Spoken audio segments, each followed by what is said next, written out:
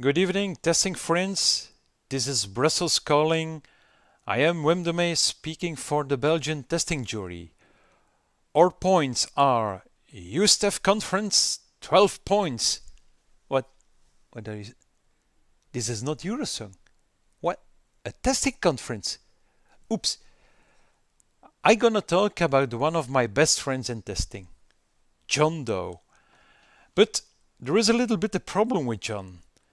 John seems to become a kind of a dinosaur. And that is my question.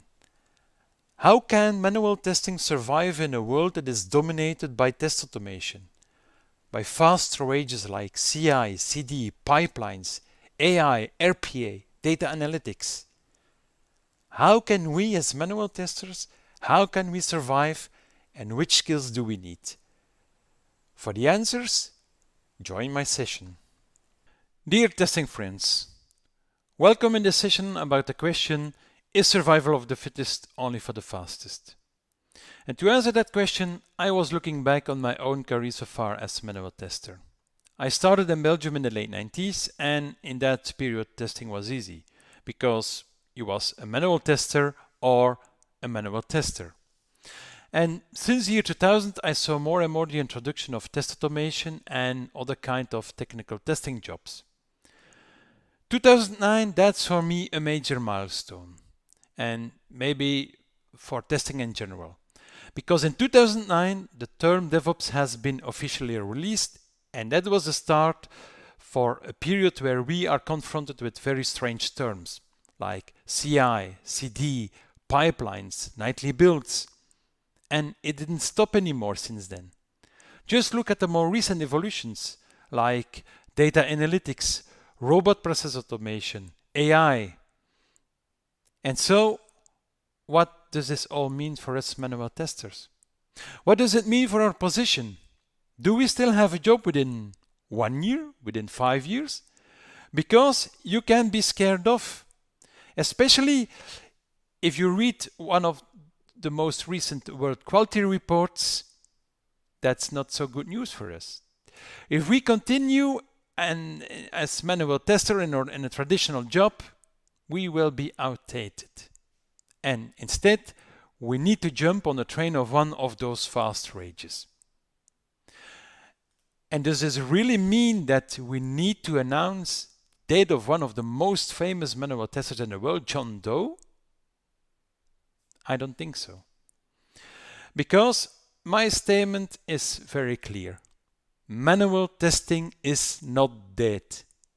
The only thing we see is manual testing is evolving.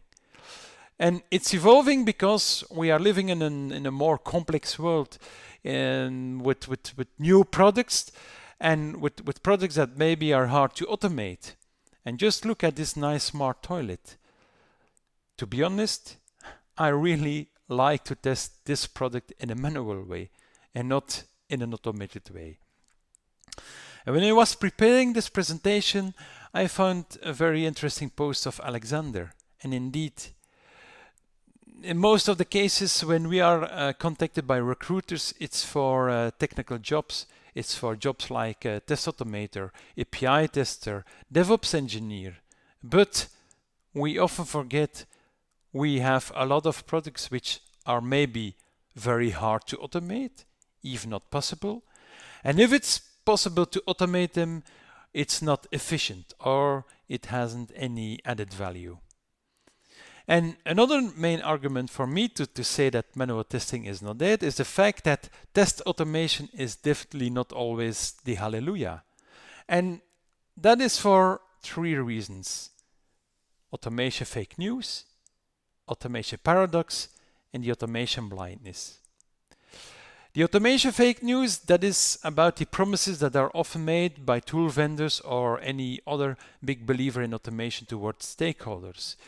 It's about benefits that are pretended to realize with test automation, but in reality, we often see that they are not realized, like unattended testing, code and headless automation, or one-click automation. For example, one-click automation. I see still a lot of hesitation with our customers to make the automatic deployment from software into production. Yes, to the staging environment, but the step towards production, they want to keep it in a manual way. Automation paradox. Automation paradox, that's especially relevant in an agile context, because there you can ask yourself, what can we automate in a sprint? Because for me, there is a conflict with the pace of development and the pace of automation. And like you see here, you will end up in problems, because even in the last sprint, sprint 4, you will need to automate stuff of your previous sprint. And another thing which is a little bit in contradiction for me is the idea of the goal of agile project is to provide fast feedback, isn't it? Well, if we see that we are capable by automating more and more every sprint, it means that we need to run more and more automated cases every sprint. And so we can arrive in a situation where we need more time, and even we are blocking the next step in our fast release process. So that is the automation paradox for me. And the last thing about one of the disadvantages of automation for me is what I call the automation blindness. And the automation blindness is typically happen typically in the situation where we have a lot of parameters with a lot of values, and then blindly we say, okay, we will automate all kind of combinations. But did we ask ourselves, is it really meaningful? Do we really need to automate all those cases? And same kind of blindness is playing in the area of the report that is coming out of the automation. When I look back to my own projects, then often we didn't really look very good to the results. Okay, we saw past failures, but what do they mean? Are it real failures? Are it real positives? Maybe we forgot something to automate, or maybe we have a failure due to a bug in our automation codes. And so I think it's clear for me, survival of the fittest, it's not only for the fastest. We, manual testers, have to play a role as well. But the question is, how can we survive? How can we survive as manual testers in a new world in which we need to adapt ourselves? And to realize that, I see 4 important skills.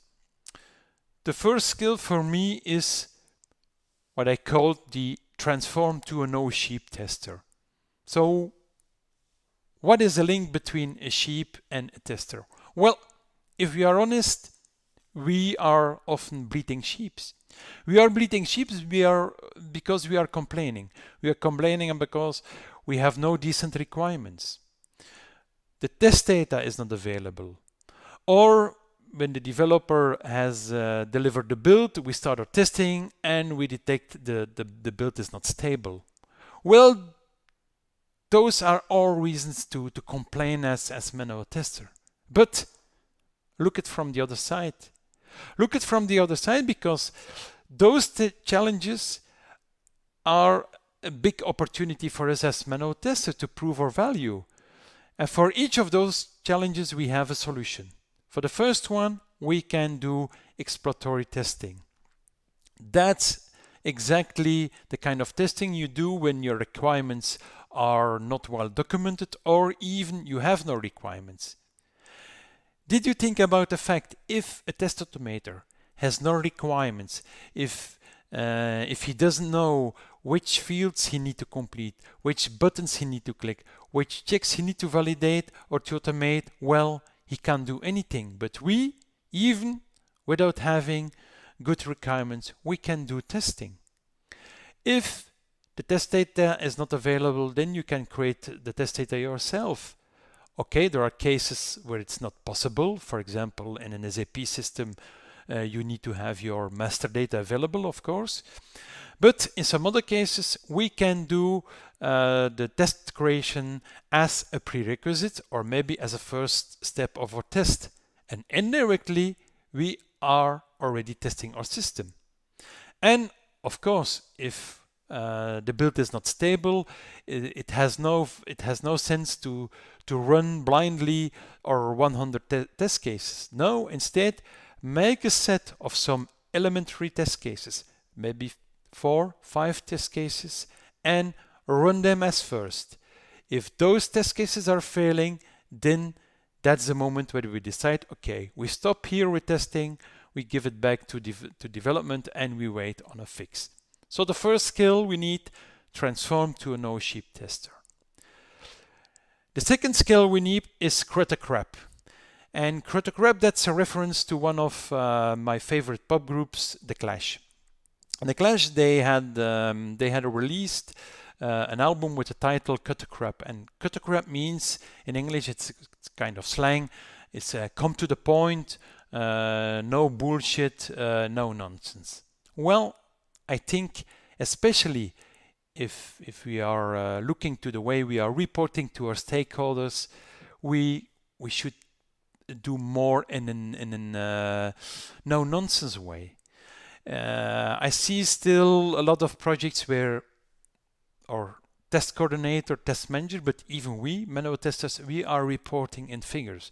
We are reporting in metrics, percentage of outstanding test cases, percentage of severe defects. But did we think about the questions? Maybe our stakeholders are more interested in a more intuitive reporting. And that's what I called emotional reporting.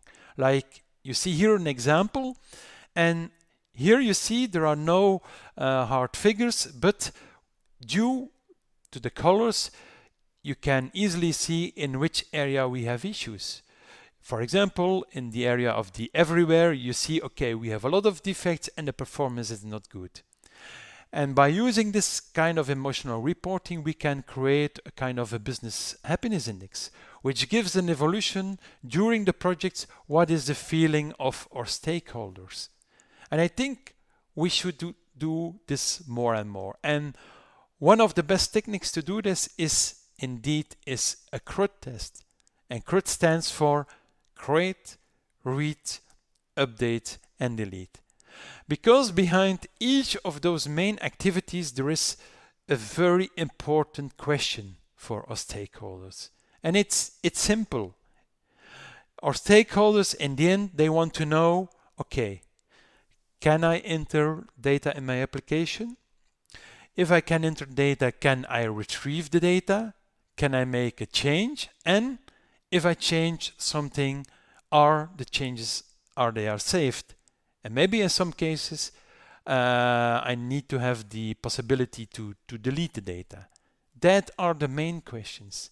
And I think that instead of defining the point based on figures when to stop or to continue with testing, we can define the cut the crap point in projects. And of course, that depends on the context. For example, if you have a one-time ticketing website, maybe it's not needed to go to the full end and to test, to execute all the test cases. Because maybe that website can think of, okay, even if the performance is a little bit slower, in the end, all the tickets will be sold anyway. While, for example, in an online home banking, and for your information, that's a trend that we see more and more in Belgium, where banks are moving people more and more towards online banking instead of physical offices. Of course, there the cut crap point will be on another level, on a higher level, because they cannot afford to release software with bugs or having poor quality. So that's the skill, cut the crap. The third skill we need as testers is get your fika. And get your fika, that's a Swedish tradition, and it's literally it's taking a pause. It's taking a moment, typically in the morning and in the afternoon, where colleagues, they are socializing. They drop the work, they come together for a coffee. And sometimes I'm saying to testers, one of the most dangerous places for a tester is a coffee machine. And why is that? Because the coffee machines, that's the area where real decisions are taken. Just think at your last defect meeting. What I have experienced that in defect meetings, often decisions are not taken. However, you see that there are some constraints, but people are not speaking out what they are thinking. And as soon as you are leaving the meeting room and then you come to the coffee machine or you go outside, then talks are starting. And that's especially important for us to be part of, because it can help us to read the mindset of the stakeholders. What are they thinking? Why are they pushing so hard to go already in production while we still have to do a lot of testing? Maybe it can help you to recognize what are some impediments. Why are developers hesitating to take up bugs and to solve them quickly?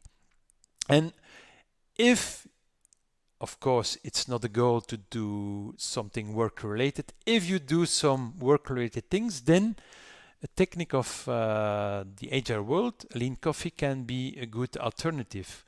Lean coffee, it's very simple. It's about 10-15 minutes.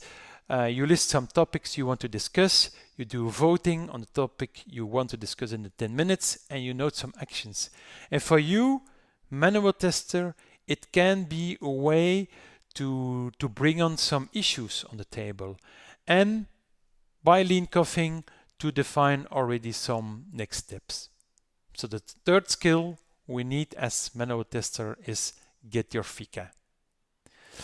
And a last skill I see as manual tester is think locally.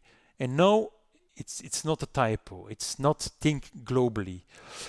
Like I said before, we live in a very complex world.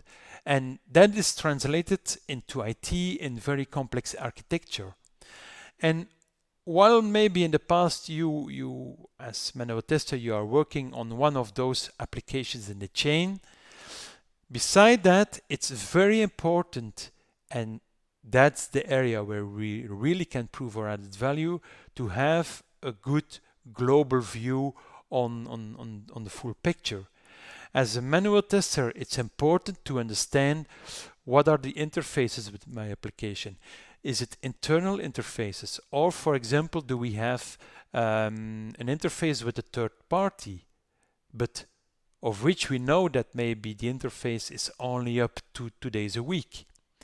And to illustrate that, I want to give 2 examples of projects in which this was very important. The first one is implementation of a CRM system. Where I was part of the billing team, and of course we were at the end of the chain, but during the whole end-to-end testing we couldn't do any test. And that was very frustrating for the test manager, of course, and for the project. And then we insist to have access to the log files and to the interfaces. And based on that information, we were able to analyze and to pinpoint what was the issue. It was about wrong mapping of values. It was about the fact that one interface was not updating all the fields. And based on that, that was more easy for the developers to start fixing the bug. The second example was a project where we were testing a new insurance system, and where we had to do a time travel. A time travel meaning you define all your end-to-end test cases, and with all the system you move them in the future, for example, to test if at expiry date that notifications are sent, that bills are sent, and so on.